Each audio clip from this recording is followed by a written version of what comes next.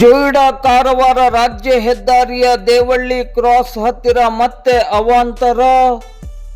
ರಾಮನಗರ ಸದಾಶಿವಗಡ ರಾಜ್ಯ ಹೆದ್ದಾರಿಯ ಜೊಯ್ಡಾ ತಾಲೂಕಿನ ದೇವಳ್ಳಿ ಕ್ರಾಸ್ ಹತ್ತಿರ ಭಾನುವಾರ ಸಾರಿಗೆ ಬಸ್ ಸಿಲುಕಿದ ಬೆನ್ನಲ್ಲೇ ಇಂದು ಸೋಮವಾರ ಬೆಳಿಗ್ಗೆ 8 ಗಂಟೆ ಸುಮಾರಿಗೆ ಐಷರ್ ಲಾರಿಯು ರಸ್ತೆ ಕುಸಿದ ಭಾಗದಲ್ಲಿ ಸಿಲುಕಿಕೊಂಡ ಪರಿಣಾಮವಾಗಿ ರಸ್ತೆ ಸಂಚಾರ ಕೆಲ ಕಾಲ ಅಸ್ತವ್ಯಸ್ತಗೊಂಡಿತು.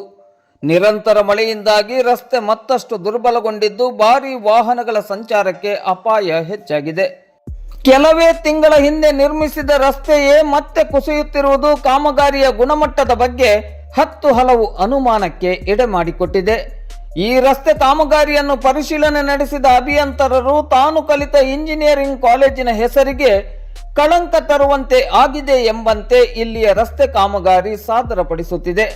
ಈ ರಸ್ತೆಯ ಕುರಿತಂತೆ ತಕ್ಷಣವೇ ತಾಂತ್ರಿಕ ಪರಿಶೀಲನೆಯನ್ನು ನಡೆಸಿ ಶಾಶ್ವತವಾದ ದುರಸ್ತಿ ಕಾಮಗಾರಿ ಕೈಗೊಳ್ಳುವಂತೆ ಸ್ಥಳೀಯ ಸಾರ್ವಜನಿಕರು ಆಗ್ರಹಿಸಿದ್ದಾರೆ.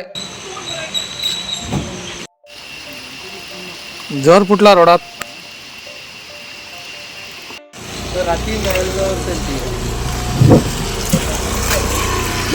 पूरा